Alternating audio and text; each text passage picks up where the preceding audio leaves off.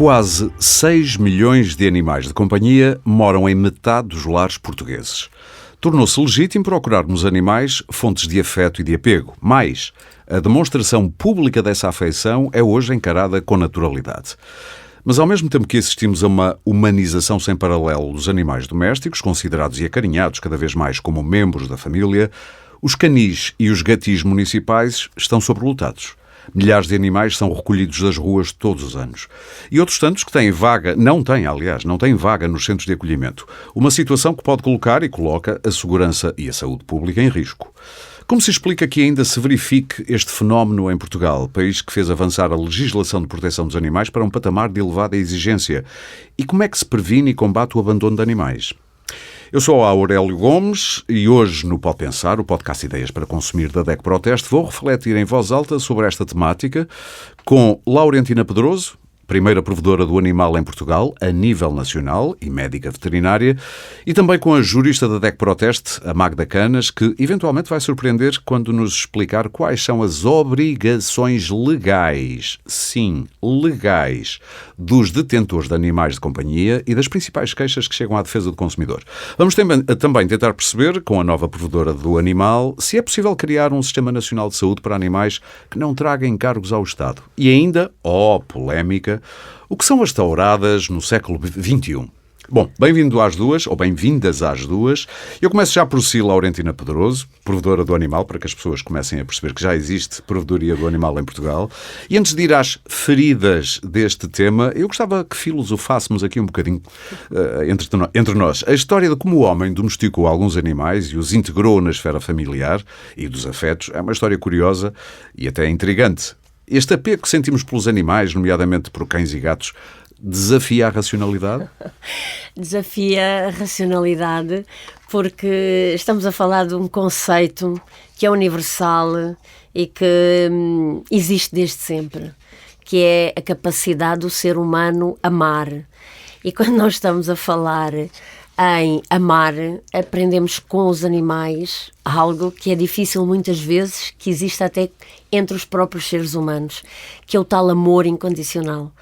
Os animais aceitam-nos como nós somos. Se nós engordarmos, se emagrecermos, se estivermos felizes, se não estivermos felizes, se tivermos um dia mau no trabalho, se não o tivemos, os animais estão sempre bem connosco. Este amor incondicional que nos dão, que é de difícil prática hoje em dia, muitas vezes, entre o ser humano, porque exigimos muito das pessoas, queremos as pessoas de acordo com as nossas expectativas, de acordo com, muitas vezes, o nosso próprio ego, os nossos próprios desejos e ambições, e com os animais temos esta situação do amor incondicional.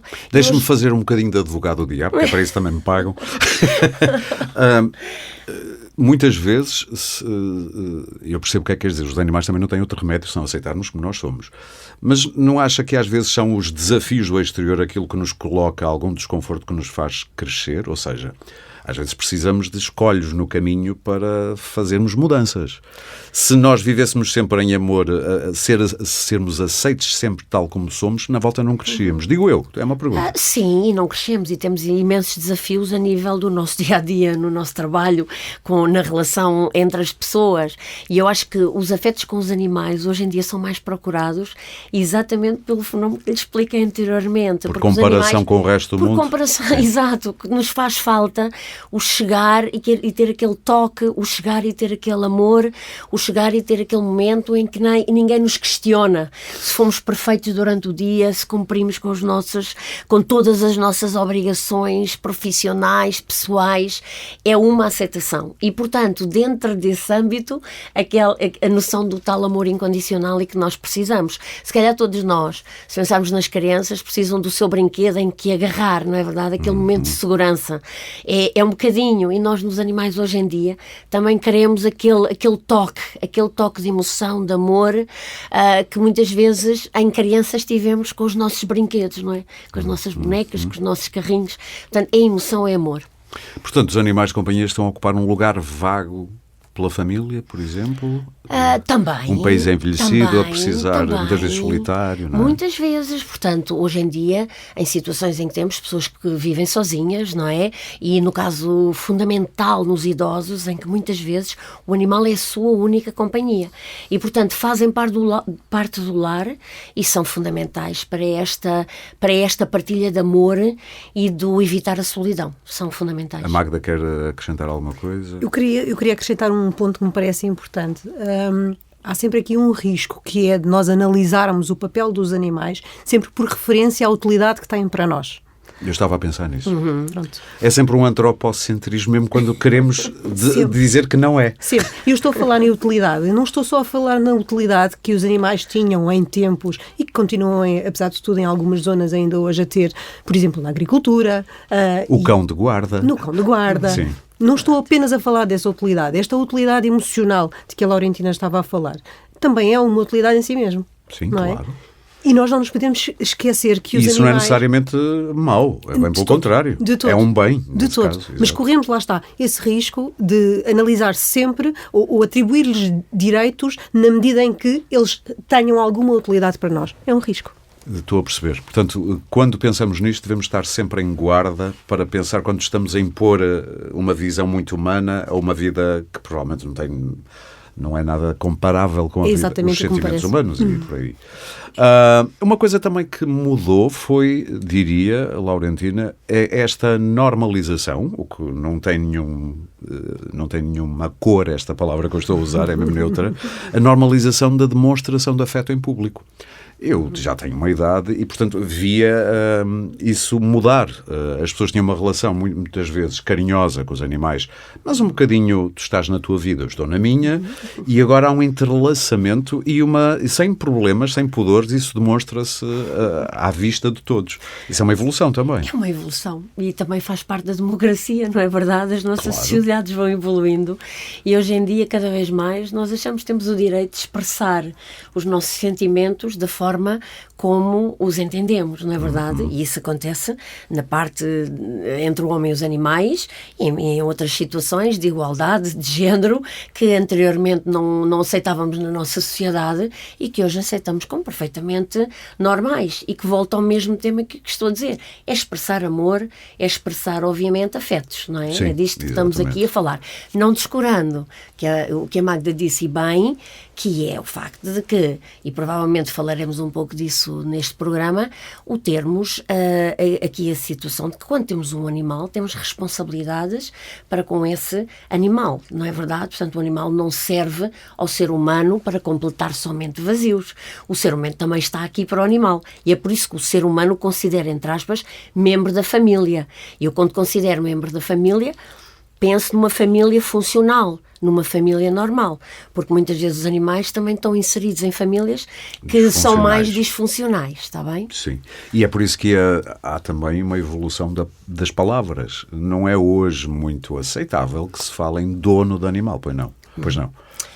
Não é desejável. Assim, na realidade é um bem daquela pessoa e não tem... Mas se faz parte da família, eu não digo que sou dono dos meus sim, filhos, fará sentido dizer que sou dono... Sim, mas em termos de figura jurídica hoje em dia, Sim. também denota que é preciso este conceito que eu estava a dizer anteriormente, que os animais não são brinquedos. Os animais servem-nos às nossas emoções, mas nós temos que ser responsáveis por eles. Os animais precisam do seu alimento, os animais precisam dos seus cuidados médico-veterinários. Portanto, nós temos responsabilidades, não é? O animal não vem preencher um vazio por preencher um vazio de ser humano na família. Vem para uma partilha que faz parte dessa família, para uma dádiva entre pessoas e entre animais. Mas a questão da...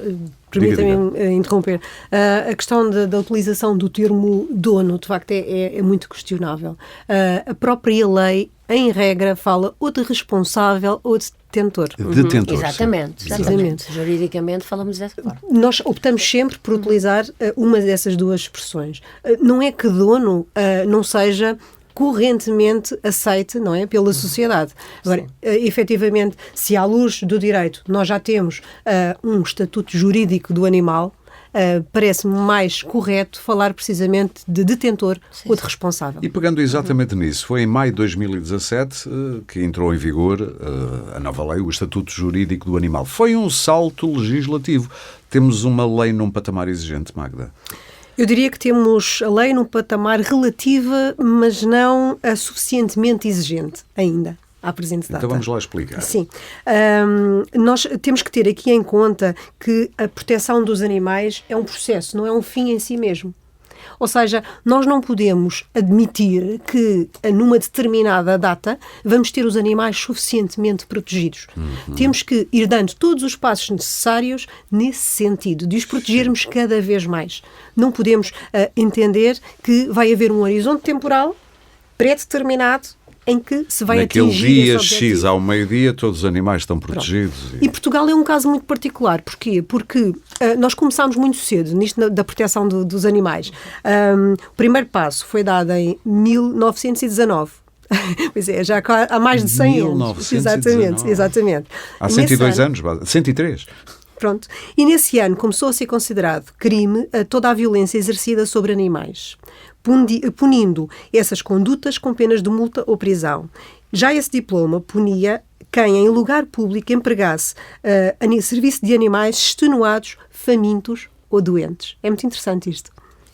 É. Porque, apesar de tudo, parece que havia um percurso que já podia ter sido percorrido há mais tempo. Exatamente, aí que quero chegar. Esses animais eram apreendidos e transportados para um local onde pudessem ter os cuidados que não estavam a ter até à data em que foram apreendidos.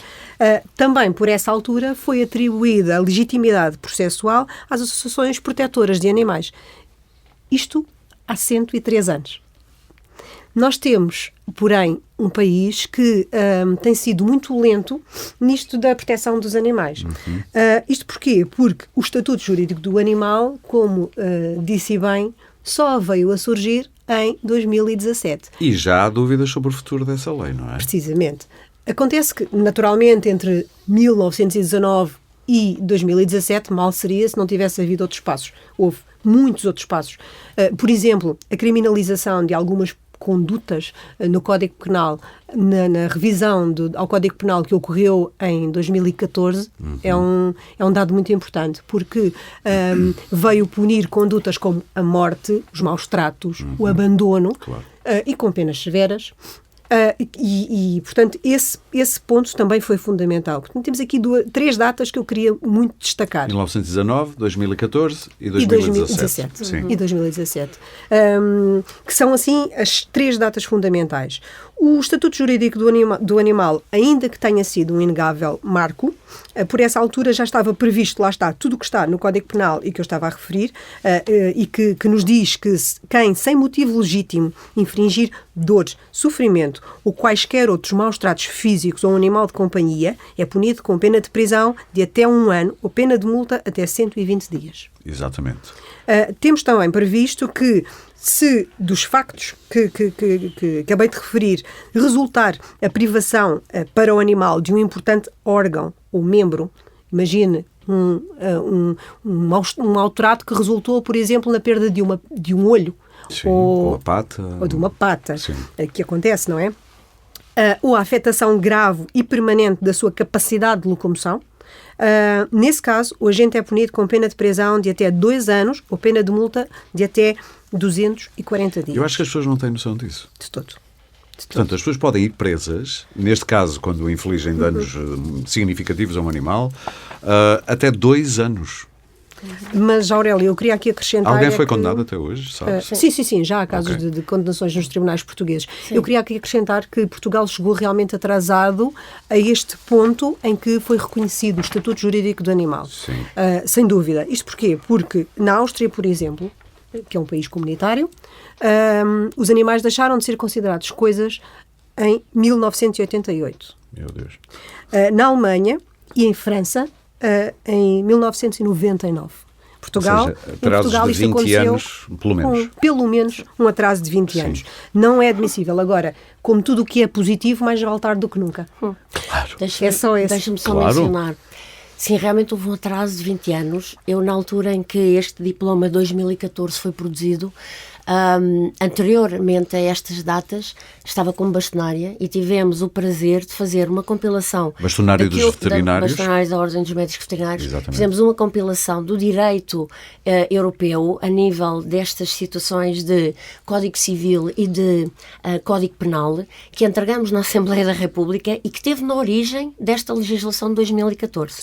É estranho que não se fala da Ordem dos Médicos Veterinários neste mas tema, tiveram um papel preponderante. Mas fomos nós sim. que entregamos estes diplomas para que todo este processo legislativo viesse a ser assumido por deputados, nomeadamente deputados do PS e do PSD, e fossem depois apresentados como tal. Mas deixe-me mostrar a minha preocupação como provedora.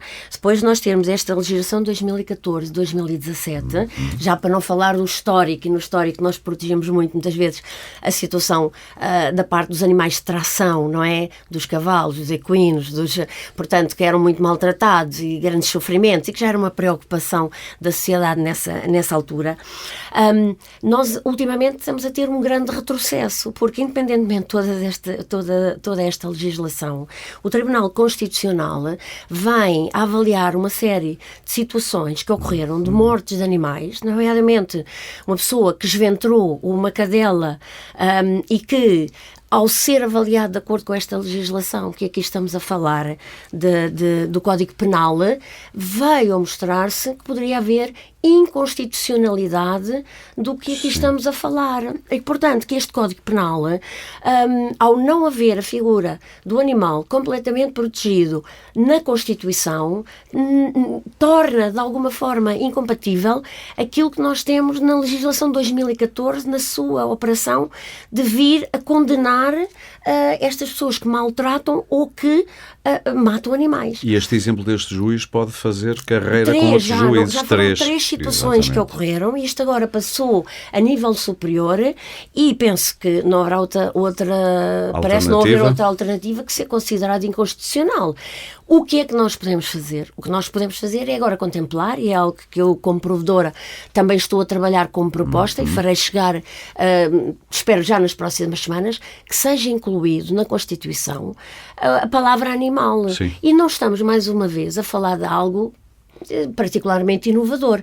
Mais inovador que em 2014, porque neste momento temos a Alemanha, que já considera os animais na Constituição.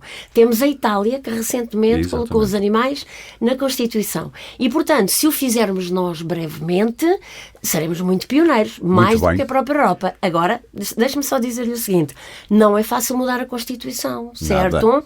Por isso, aquilo nem que é aconselhável andarmos lá sempre a mexer. É verdade. Porque alguma coisa é lei fundamental. Exatamente. Mas temos que a mudar, porque é completamente inconcebível que maus tratos contra os animais e mesmo causar a sua morte não seja considerado um crime. Isto não é uma mensagem positiva para uma sociedade que se quer evoluída. Portanto, nós teremos que mudar a Constituição. Agora, a questão é, até lá, a mudança da Constituição não é um processo simples, até lá eu vou propor um conjunto de situações que possam vir a desmotivar a aplicação destas situações de maus tratos e de crimes. Valerá a pena também, não sei, isto é mesmo atirar, como se me dizer, umas bolas para o meio do campo. Valerá a pena olhar para a lei que temos e ver se é possível tirar uma vírgula aqui, pôr um i acolá, a ver se a coisa fica mais constitucionável. Às vezes basta fazer pequenos arranjos no texto de uma lei. Aurélio. Repare, para torná-la mais palatável. Exatamente.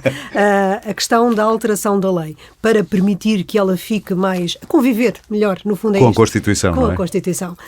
Não é uma situação única ou própria dos direitos dos animais, não é? Há muito pouco tempo nós falámos dos metadados. Exatamente. E, enfim, segundo o Tribunal Constitucional, foi decidido pela inconstitucionalidade das leis, da lei que determinava a recolha e arquivamento dos metadados, e foi precisamente através da alteração legislativa e não diretamente da alteração da Constituição que a coisa se conseguiu. Que o Governo acabou por resolver o problema. Eu queria agora olhar para o outro lado, para falou da radicalização, que às vezes também acontece no discurso pró-animal, e neste contexto de legitimidade social para recorrer aos animais como fonte de afetos. Como é que vê a radicalização na ação e no discurso de alguns grupos de defesa dos animais? Eu dou aqui um exemplo. A título de exemplo, recordo o caso do cão Zico, que em 2013 matou um bebé de 18 meses, coisas que podem acontecer, e cujo eventual abate provocou uma das mais ruidosas e violentas discussões públicas de que me lembro. Na altura houve personalidades públicas que se manifestaram a favor do abate e que foram ameaçadas, julgo até que de morte. Por outro lado, juntando a isto, nos anos 90, eu ainda me lembro, já tenho idade para isso, de comentar com amigos, tipo, as touradas têm os dias contados, isto está a perder interesse, já quase ninguém vai às touradas. De repente entram em cena movimentos legítimos, obviamente, de luta muito vocal contra as touradas e parece que percebemos que do lado das touradas houve um movimento reativo que voltou a trazer vida às touradas, pareciam como uma morte anunciada, lenta mas segura. O que é que lhe apetece dizer sobre isto?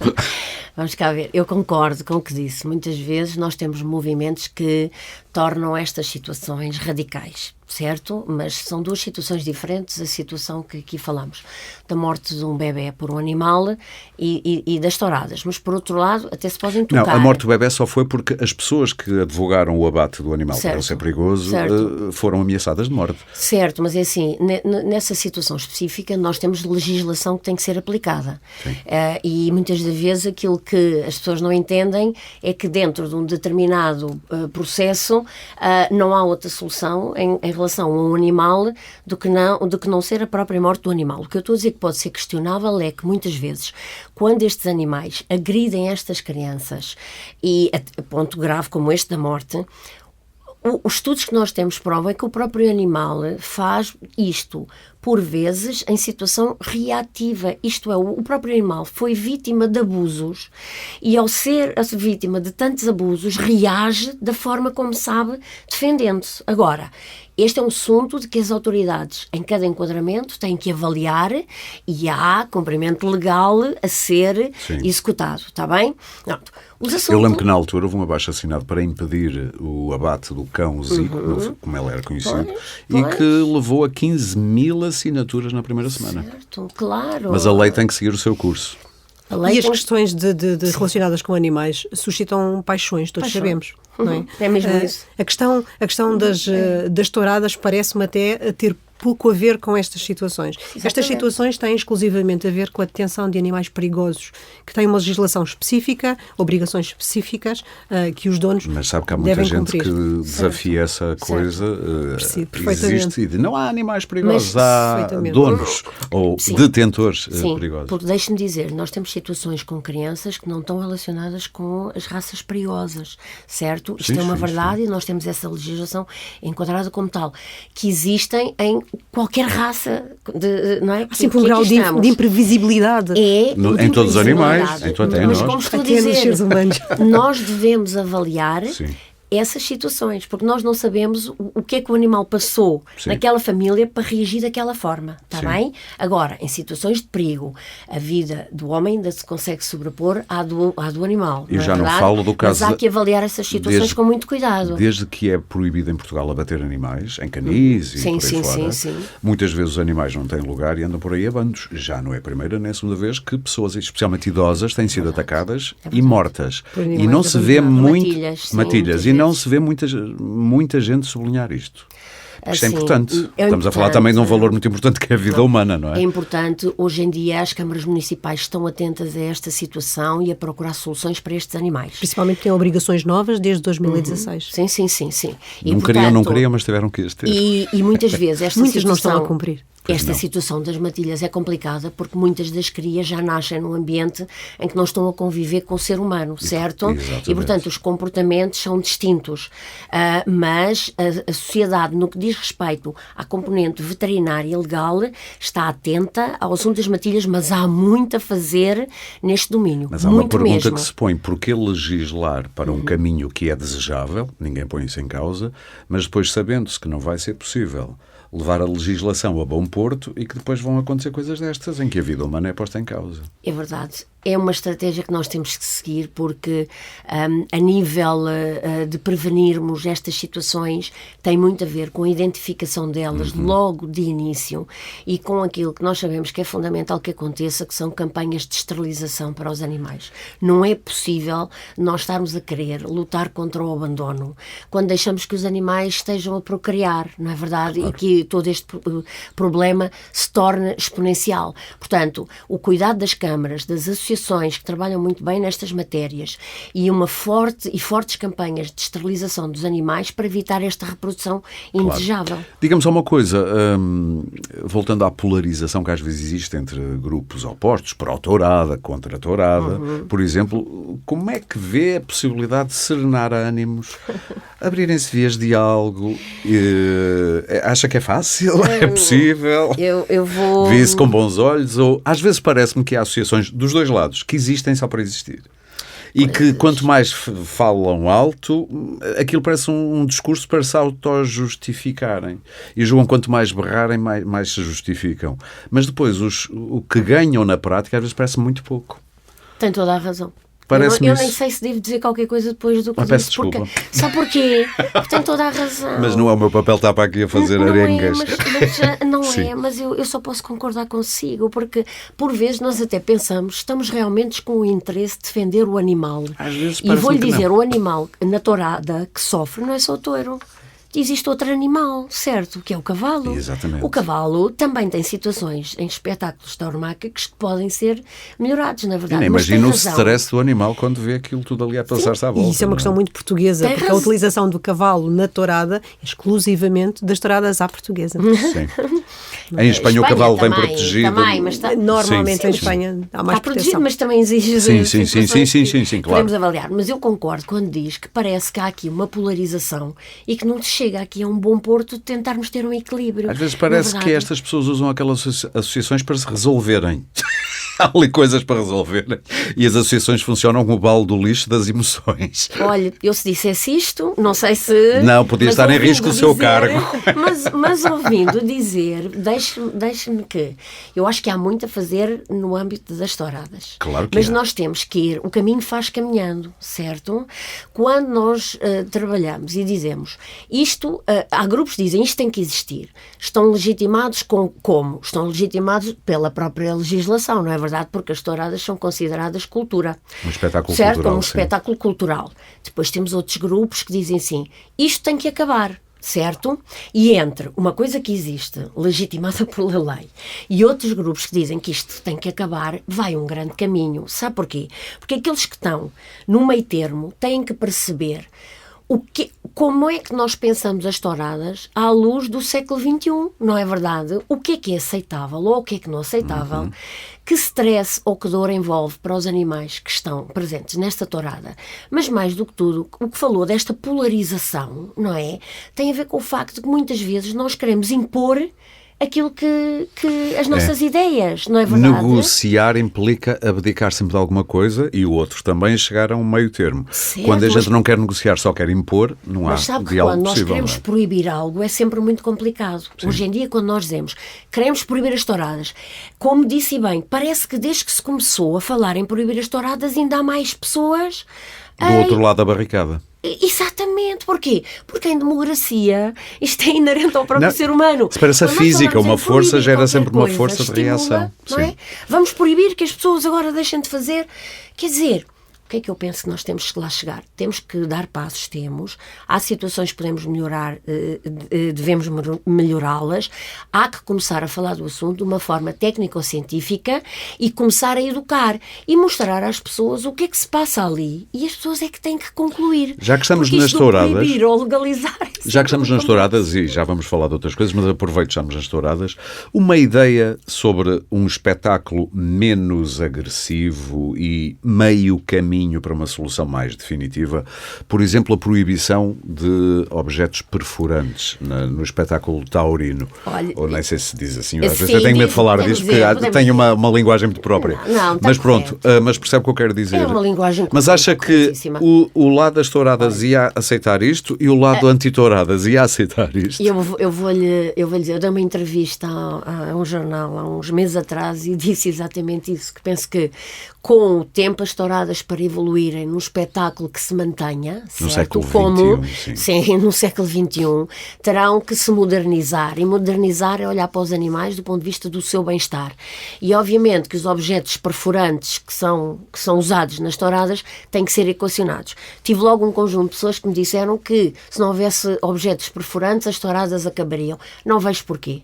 A evolução será em que nós temos que, se este espetáculo pode existir sem dor, este espetáculo pode existir pela arte do toureio, pela cultura, sem nós causarmos dano aos animais. Pelo menos Agora, vamos experimentar. uma parte tem que evoluir para minimizar essa situação.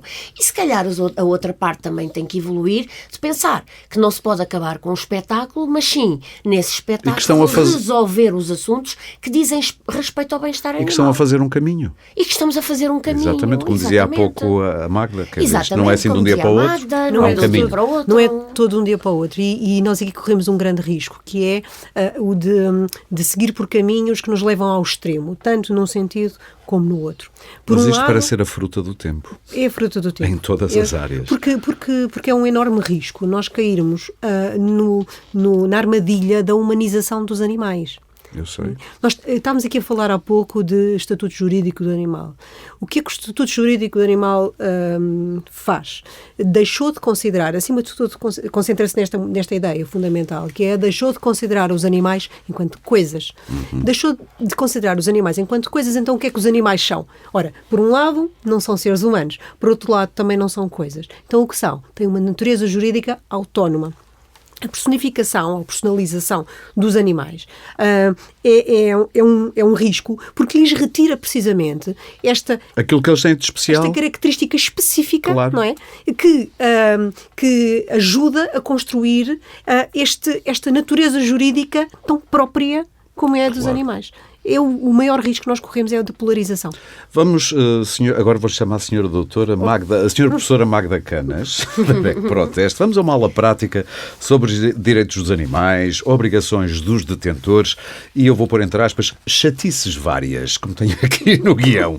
Resumo de obrigações dos detentores de animais de companhia. Vamos, assim, esboçar, pelo menos, as principais, que as pessoas muitas vezes fazem as coisas por impulso, vem um cãozinho a olhar para nós e nós não resistimos e quero tê-lo e vou já levá-lo para casa. Mas depois esquecemos que há coisas que temos que fazer e que somos obrigados a fazer. Isso é um ponto fundamental e é um ponto no qual os candidatos à adoção de animais, seja por que meio for, têm sempre que pensar previamente à adoção. Portanto, uma coisa por impulso, eu diria que é logo a primeira regra. Não fazer adoções por impulso. De todo. Não é? De todo. Não cair em modas. Vai ser sempre o animal que vai sofrer. Pessoais. Exatamente. Ainda bem que me pediu um esboço, mas não me pediu um esboço rápido, que esta é daquelas perguntas que não dá para ser... Mas fala, Magda, porque é importante essa explicação jurídica das obrigações do detentor do animal. Exatamente. E termos uma jurista é fundamental. Nós estamos a gravar isto. Especial da DECO. Nós estamos a gravar isto em julho já agora, que é o início da época terrível para muitos animais, que é o abandono.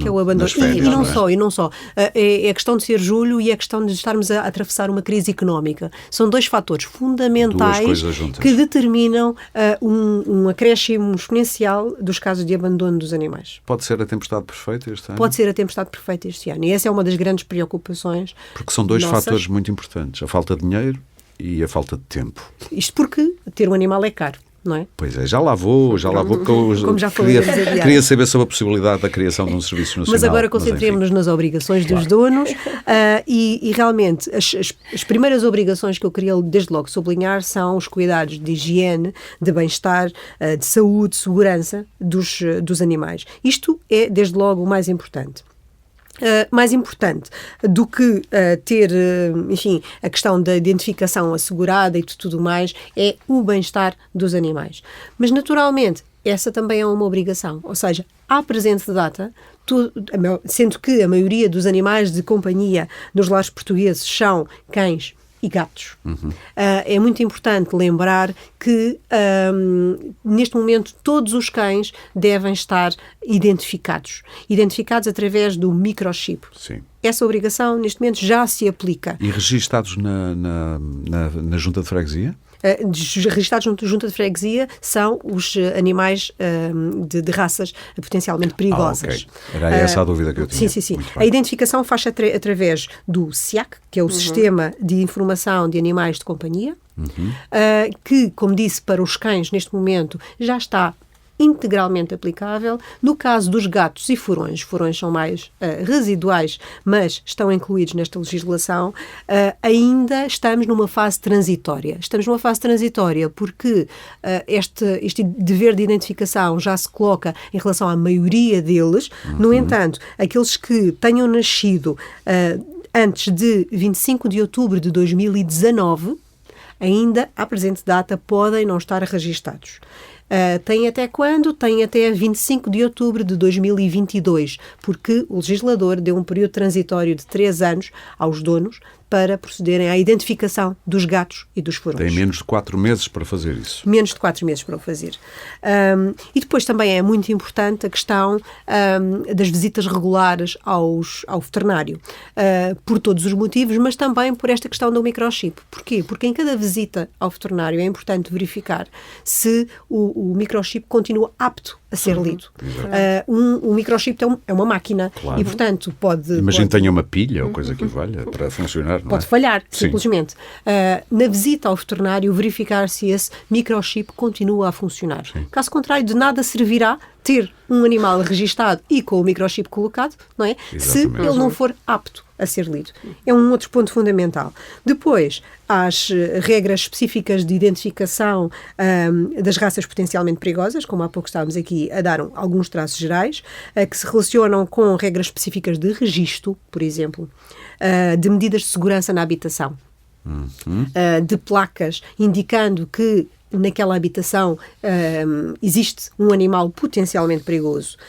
A utilização de meios de retenção específicos, no caso das raças potencialmente perigosas. Estamos a falar de trelas e Estamos a falar de trelas e de ensaime, porque no caso das raças potencialmente perigosas tem que ter estes 2 elementos de retenção colocados sempre que se encontre a circular na via pública, e em relação também à idade mínima dos acompanhantes.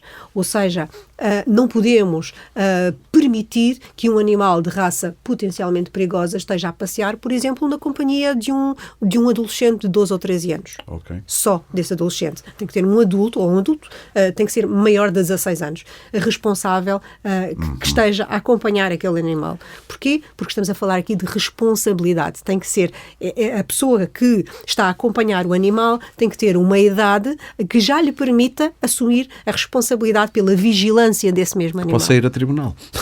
Literalmente posso ir a tribunal, não é? Depois estamos aqui também a falar em relação às obrigações dos seguros. Dos seguros, porquê? Porque tratando-se de uma raça especialmente perigosa, é obrigatório ter um seguro de responsabilidade civil. É só nas raças potencialmente perigosas? Ainda que nós, DEC Proteste, tendo em conta que defendemos os interesses de todos os consumidores e não apenas dos consumidores que são detentores de animais, nós recomendamos fortemente que o seguro de responsabilidade civil seja celebrado para todas as raças. Porque há agressões de cães de raças não perigosas. Da imprevisibilidade dos animais, sim, que é uma questão muito, muito pertinente. Temos animais maltratados que depois, aliás, são maltratados e esses maus tratos são uma repercussão, no fundo, daquilo que já se passa em casa. Nós vamos falar disso daqui a pouco. Nós vamos o primeiro sinal, vamos. Depois, o comportamento desses animais naturalmente será condicionado. É impossível que assim não seja. E depois temos a questão lá está, de qualquer raça, naturalmente tem uns dentes afiados. não é? Claro. Não se expressa de outra forma. Sim. Verdade. Portanto, tem sempre esta condicionante. Depois, os cuidados de saúde obrigatórios, ou seja, em termos de vacinação, desparasitação, que são outras obrigações a ter em conta. E diria que, em termos de obrigações, são assim aquelas as principais, sendo que talvez acrescentasse a questão do transporte dos animais, que é uma questão que nos preocupa muito. Especialmente em férias, não é? Aviões e não só. Porque nós vemos frequentemente cães de porte grande ou não, mas a circular nas viaturas, dentro das viaturas. Os animais não só devem, como o Código da Estrada prevê, não podem impedir a condução segura do condutor, como também devem estar de tal forma acondicionados ou retidos para se protegerem a eles próprios. Há aqui uma coisa muito importante, que é a lei deixou de considerar os animais coisas, mas o Código da Estrada continua a olhar para os animais enquanto coisas. Sim. Isto é fundamental. Mas é curioso que dissem uma coisa. Eu vejo muita gente andar com animais de algum porte, pelo menos porte médio, no banco ao lado, quando vão a conduzir. E nunca me tinha passado pela cabeça isso. A questão da visibilidade. O cão pode interferir A questão da por visibilidade algum e da gesto segurança. com a segurança do condutor e até com a sua condução. A questão da visibilidade e da segurança, isto é fundamental. E nós estamos aqui a falar das principais obrigações, não podia deixar de mencionar esta, Claro. que é tão importante e que a nossa lei não a cautela devidamente.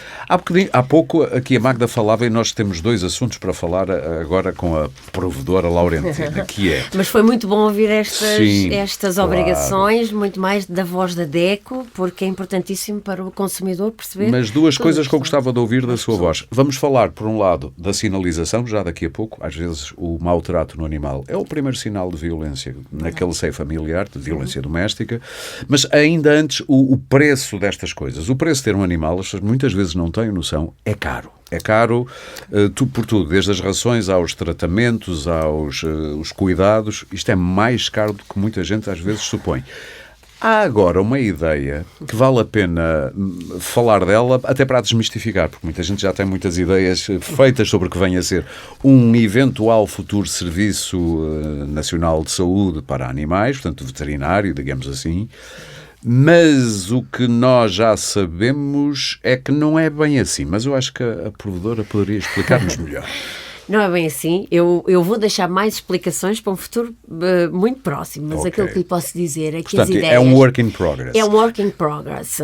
Mas aquilo que lhe posso dizer é, mais uma vez, tem razão, há custos inerentes a termos os animais. E muitas vezes, como a Magda disse há pouco, as pessoas querem ter um animal, é uma forma, é uma decisão muito rápida, sem se perceberem dos encargos que tudo isto tem. E, portanto, muito emocional e muito emocional, impetuosa mas muitas vezes, sim. Realmente não é o tal bonequinho, não é? Fica ali e... Não é um Tamagotchi, lembra-se? Exatamente, não é um Tamagotchi. Mas, portanto, necessita de cuidados de alimentação, necessita de cuidados médico-veterinários e, obviamente, tudo isso tem a ver com a componente económica que as famílias têm que pensar quando querem ter um animal.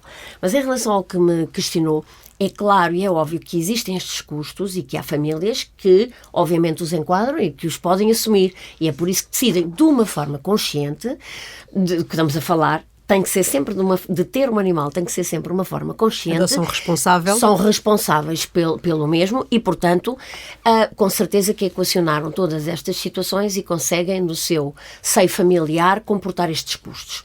Vê-no realmente como parte da família nesta circunstância. Depois existem outras pessoas que também o veem como parte da família, mas poderão não ter os tais situações económicas que permitam comportar os custos com os animais. E às vezes não estamos só aqui a falar daqueles custos que são, digamos assim, custos base, o microchip, a vacinação, a própria esterilização. Estamos a pensar que os animais adoecem, que os animais têm um acidente e precisam de algo. Ou de cirurgias. Estamos a falar de cirurgia que custa uma reforma inteira. Que custam milhares de euros, não é? E que, portanto, dessa forma, aquelas famílias não conseguem suportar... Começa a fazer sentido seguros de saúde para animais também? Começa com certeza começa a sentir para a população em geral, como já acontece no ser humano. Claro. As situações, muitas vezes, que nós vivemos no Sistema Nacional de Saúde também foram colmatadas com várias estratégias, não é? Parcerias e, por outro lado, o assunto dos seguros e dos hospitais privados. Nós, na veterinária, os hospitais privados é aquilo que prevalece, não é verdade? Aquilo que precisamos de encontrar é uma solução para este tipo de situações de animais que nós consideramos são mais animais de risco. São animais inseridos em famílias carenciadas ou famílias momentaneamente carenciadas, por exemplo, de fatores económicos, perderam o seu emprego, certo que os dois momentaneamente estão desempregados, um idoso que tem a sua reforma, certo? E como é que se poderia fazer isso sem encargos para o Estado? Vamos cá Que ver. intervenientes é que poderia meter aqui assim, nesta equação para que isto não custe? Uma coisa é certa. Deixa-me só definir os animais de risco, não é? Portanto, Ok. seriam animais inseridos nesta situação que aqui estamos a falar, famílias carenciadas, idosos, situações dessa natureza, e seriam os animais, também já os tocamos no assunto, animais abandonados ao cuidado dos centros de recolha oficial e animais abandonados ao cuidado das associações zoófilas, certo? Portanto, isto é um sistema, entre aspas, para animais desprotegidos.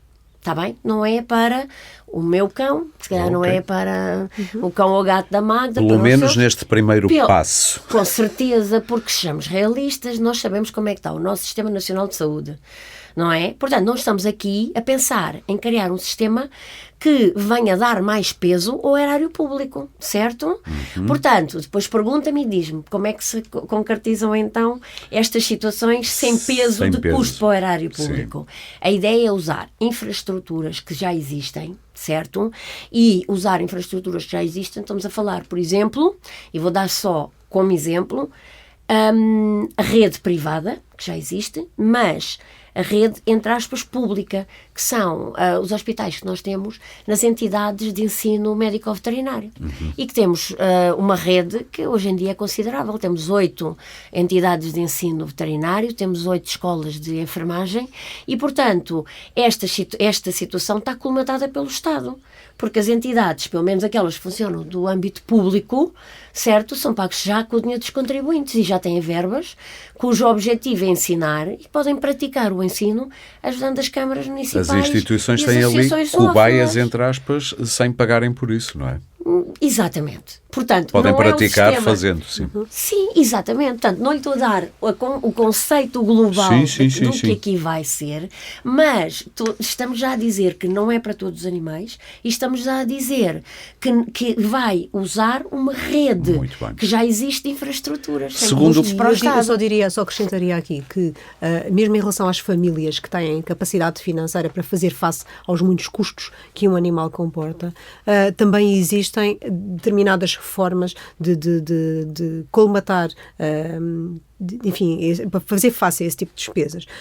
Uma delas é, por exemplo, a celebração de seguros de saúde, precisamente, destinados aos animais. Nós temos na DEC Proteste um simulador que permite comparar qual é a melhor alternativa para determinada situação. E esse simulador cobre eventuais despesas de saúde, que será assim sempre o ponto fundamental. Mas também cobre, por exemplo, despesas com escolas de treino, formalidades legais. Sim. A questão do auxílio quando um cão se encontra desaparecido, por hipótese. Estes seguros permitem até atingir esse ponto. Mas nós também não estamos só aqui a falar de despesas relacionadas com cuidados médico-veterinários, que de facto são aquelas que mais assustam os donos, mas aquilo que pinga todos os dias é a alimentação. Sim. E, sendo a alimentação, há aqui um ponto muito fundamental que nós temos vindo a sublinhar. Nem sempre as rações mais caras são as melhores. Depois há outra ideia muito importante, que é nós não temos que dar comida a mais ao animal.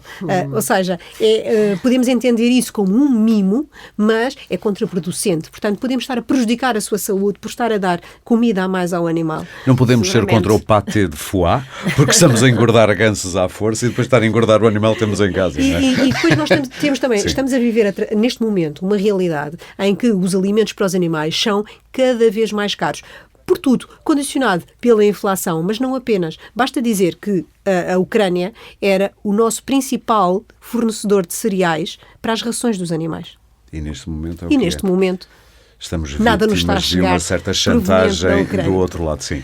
O outro segundo ponto que ficou para falar daquela intervenção há pouco da Magda, a provedora Laurentina Pedroso queria muito falar de uma coisa que eu acho importantíssima e que parece-me até quase novo na conversa sobre os animais na nossa sociedade. Começa a olhar-se para o animal como primeiro sinalizador de violência doméstica. Quer explicar um pouco isto? É verdade, quero. Muito obrigada pela oportunidade.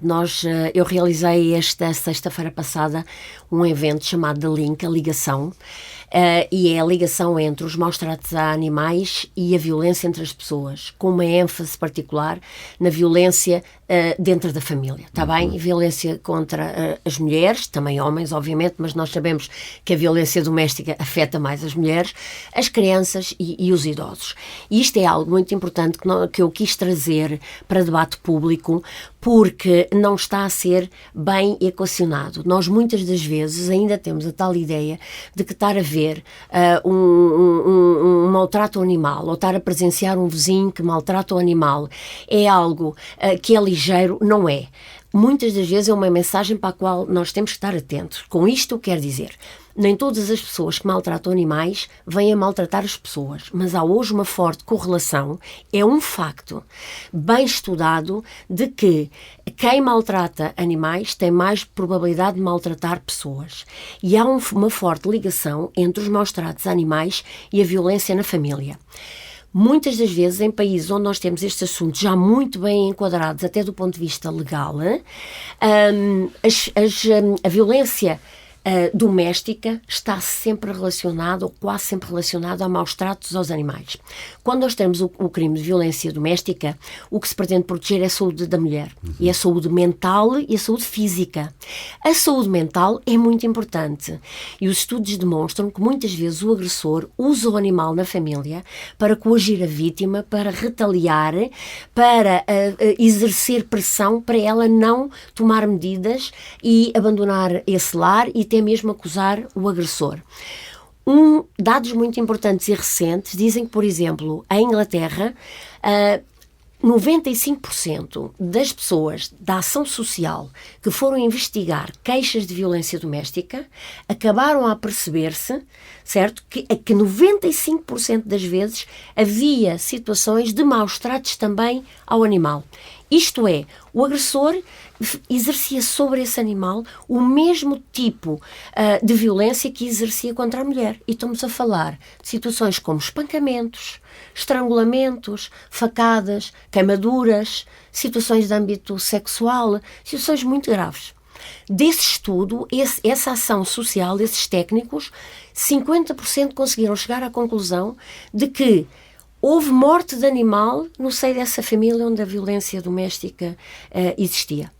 97% das vezes aperceberam-se que a mulher atrasava a saída de casa porque não sabia o que fazer ao animal e não queria deixar esse animal para trás. Claro. Portanto, aqui a necessidade de nós, na rede de abrigo que temos para dar o apoio às mulheres, termos condições de que duas coisas, ou elas levam o seu animal para essas casas de abrigo, mas para isso as casas de abrigos têm que estar desenhadas para receber o animal, ou criamos uma rede nacional de voluntariado que possa acolher os animais e ajudar essas mulheres. Eu agora tinha destinado o espaço quase final deste podcast. Isto já vamos quase com uma hora, não parece? Parece que começamos há bocadinho, mas já vai quase com uma hora, é verdade. Mas eu queria reservar este espaço também para as principais queixas que chegam à DEC Proteste. Mas até falando do contexto familiar, só uma coisa que ficou por dizer há pouco. Em caso de divórcio, tem havido muitas complicações com a guarda partilhada dos animais que o casal tinha antes? A questão do divórcio não é uma coisa recente em Portugal, embora só se tenha falado agora realmente nos últimos tempos. E sobretudo porque houve um caso recente que foi muito divulgado em Espanha, Sim. Legislação espanhola, que veio imprimir novas regras relativamente à repartição das responsabilidades em caso de divórcio, Portugal já tinha uma previsão no Código Civil que permitia exatamente repartir as responsabilidades em função do bem-estar do animal. Isto é muito importante, porque em caso de divórcio, tal como se tratasse de uma criança quase, não é? Nós temos aqui uma responsabilidade por assegurar o bem-estar do animal. Nós não estamos aqui perante uma coisa, portanto, um animal não é nada que se possa dividir em 50-50. Sim. Não é? Pronto. A justiça salomónica aqui não existe. Não se aplica. Exato. Não se aplica. Portanto, esse ponto é fundamental e já existia na lei portuguesa. O que é que existe aqui de novidade? O facto de terem deixado de ser consideradas coisas levou a que os ex-cônjuges, ou aqueles que se preparam para ser ex-cônjuges, se decidirem um divórcio de comum acordo, quando chegam ao local onde levam toda a sua documentação preparada para convencionarem, para assinarem o divórcio, já devem levar previamente convencionado. Okay. De que forma é que se assegurará aquele bem-estar do animal? O que significa que eles são os primeiros e últimos responsáveis. Se não existir este acordo, o tribunal terá então uma palavra a dizer. Como no resto dos divórcios, não é? Quando com toda a certeza. Com toda a certeza. E já imagino também muita gente a instrumentalizar animais para obter benefícios, como às vezes acontece infelizmente com as crianças. Um dado muito interessante, que é cada vez mais frequente, os tribunais acabarem por ter que decidir alojamentos provisórios para o animal durante o processo de divórcio. Para o melhor interesse do animal, basicamente. Ou seja, ainda não se decidiu que fica na casa do A, também ainda não se decidiu que fica na casa do B. Enquanto se espera, se espera, o tribunal muito vai ter que decidir onde fica o animal. E quais são as principais queixas que chegam à DEC Proteste no que toca a isto de termos animais em casa? Eu imagino, desde veterinários, intervenções que possam ter corrido mal e como é que uma pessoa pode protestar, o barulho. Depois há os animais exóticos, há pessoas que têm uma cobra que provavelmente é proibidíssimo ter e depois um dia cansam-se e largam-na na mata e de repente há uma cobra venenosa ali num sítio onde se vai fazer piqueniques. Enfim, quer falar um pouquinho disso, Magda? Sim, esta questão dos ruídos é fundamental, porque eu diria assim, o grosso, não é? É o grosso. Eu diria Estamos a falar quase sempre de cães. Estamos quase a falar quase sempre de cães porque são os mais ruidosos. Claro. E a frase e temos os dois polos, desde as pessoas ultrassensíveis que não podem ouvir um ladrar, como também aquelas pessoas que têm cães que não param de ladrar e ninguém dorme lá no prédio, não é? É isso mesmo. Portanto, eu diria que é o fundamental. Nós temos aqui uma legislação que, como no princípio dizíamos, protege os direitos dos animais, mas sempre na medida em que eles têm alguma utilidade para o homem. Ou seja, nós temos uma legislação que permite, por exemplo, que os condomínios convencionem que naquele condomínio não poderá haver animais. Isso é possível? Isto é possível. É legal? Isto é possível, okay. Sendo que os novos moradores poderão, porque não tiveram nenhuma palavra a dizer, não é? Sim. Poderão recorrer de alguma forma deste tipo de decisão, mas tendo sido deliberado aquela decisão de que naquele condomínio não existiria animais... Portanto, isso é legal. Um condomínio pode legislar, não é legislar a palavra, mas pode determinar... Regulamentar. Pode exatamente. Regulamentar. Sim. O barulho. Sabe que eu muitas vezes sinto um desespero nas pessoas que se queixam. Há casos muito vívidos, muito contados, com muitos pormenores de pessoas que não conseguem dormir há 7 meses e que sempre que tentam queixar-se ou às pessoas que são os tutores de animais ou os detentores de animais, ou batem no muro de indiferença, ou as autoridades parece que não conseguem fazer muito para proteger estas pessoas destes ruídos. Assim, dormir é uma necessidade fisiológica, não é sequer uma opção. E uma necessidade salvaguardada pela lei. Exatamente, mas olha que hoje em essencial também na dia vida, parece que o absolutamente. direito ao ruído e à diversão é mais importante que o direito ao descanso. Mas isso agora era o outro podcast. Mas no que toca aos animais, às vezes parece-me isso da parte das autoridades. Ou uma indiferença, ou uma impossibilidade, ou já falei com a Câmara, mas a Câmara não responde e não sei o quê. Mas há aqui regras, a questão Sim. é essa. E há um horizonte... Mas isto só para dizer o quê? Só para ser mais claro. Sinto que muita gente que se queixa de ruído não se sente ouvida e depois defendida. Sim. Sim, e essa diria que é a queixa que mais nos chega no que respeita aos animais. Mas as autoridades têm aqui uma importante palavra a dizer. Apesar de tudo, se nós nos sentimos lesados porque não descansamos com o ladrar do cão do vizinho, o fundamental é chamar as autoridades. Primeiro, naturalmente, chegar à fala com o vizinho. Se isso não resultar, chamar as autoridades. Porquê? Porque As pessoas são muito defensivas muitas vezes quando se vai falar do animal da pessoa. Mas há um período durante o dia em que os detentores dos animais têm a obrigação de fazer cessar aquele ruído, mas dentro de um determinado prazo legal, que há de ser minutos, horas, aquilo que for dado pela autoridade em causa. Esse período do dia fica entre as 7 da manhã e as 11 da noite. O período noturno, que corresponde às restantes horas... Das 11 às 7 da manhã, peço desculpa, deixei cair aqui uma coisa, não interessa.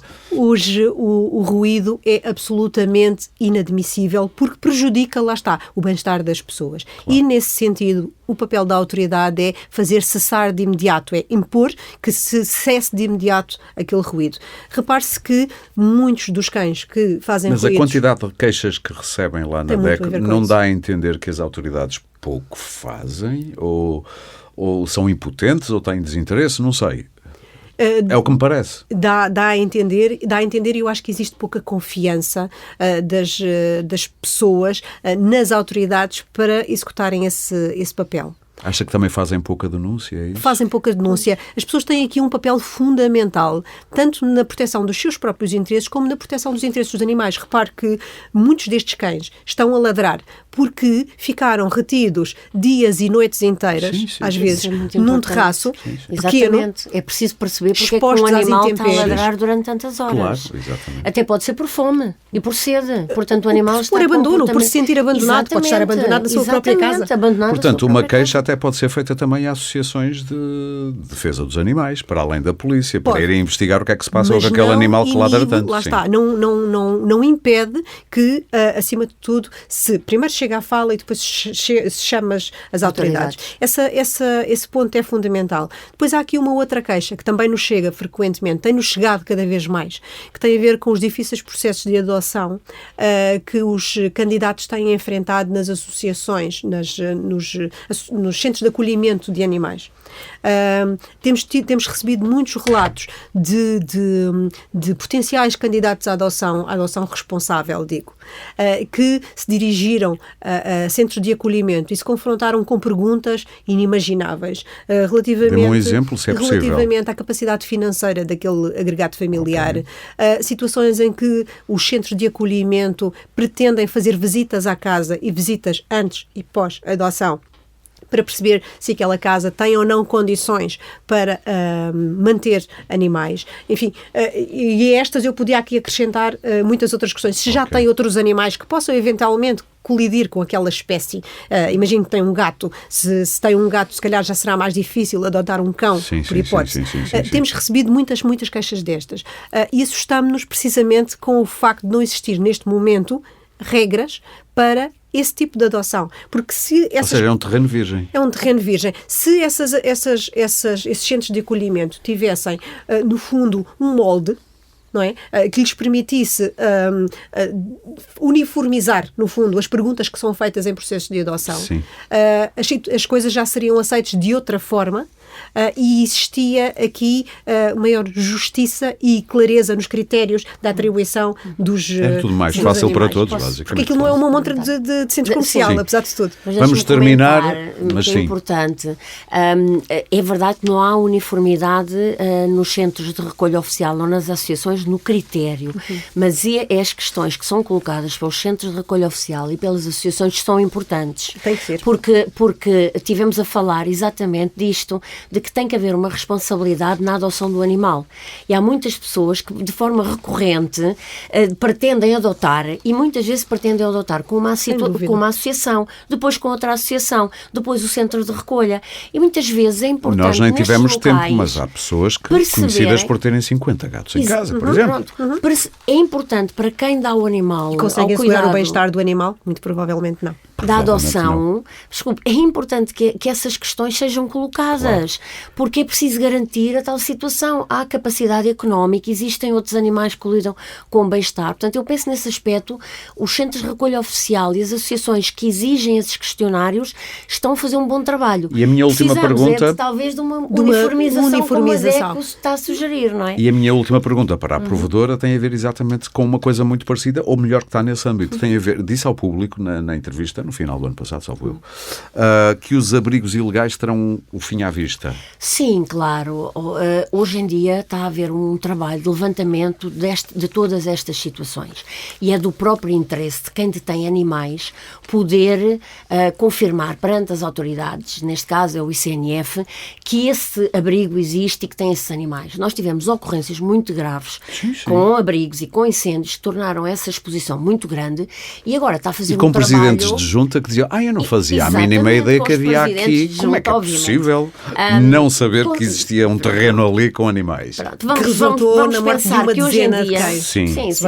Vamos pensar que hoje em dia esses presidentes de junta e as câmaras estão mais atentas à associação, a essas situações e estão a fazer esse levantamento. E o ICNF está a fazer um excelente trabalho para colmatar e evitar que essas situações no futuro existam. Muito obrigado às duas. Eu peço desculpa por ser assim um bocadinho abrupto a fechar, mas também que seja, já ultrapassamos o nosso tempo, é muito, mas é a vantagem dos podcasts, é que podemos ir esticando.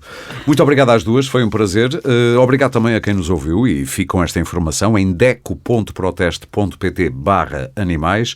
Encontra o essencial para saber como cuidar do seu animal de estimação. Desde logo, que obrigações legais tem como responsável por um animal de companhia. E encontra também um simulador, como já foi dito aqui, de seguro para animais domésticos e os resultados de testes a rações para cães e gatos, para ver o que é bom e custa menos. De resto, já sabe, pode subscrever e seguir este podcast em Spotify, Apple Podcasts, Google Podcasts, SoundCloud ou qualquer plataforma de podcast que utilize no seu telemóvel ou computador e pode também ouvi-lo em deco.proteste.pt.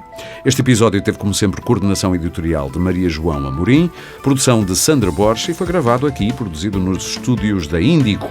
O Pode Pensar da DECO Proteste regressa em breve com mais ideias para consumir.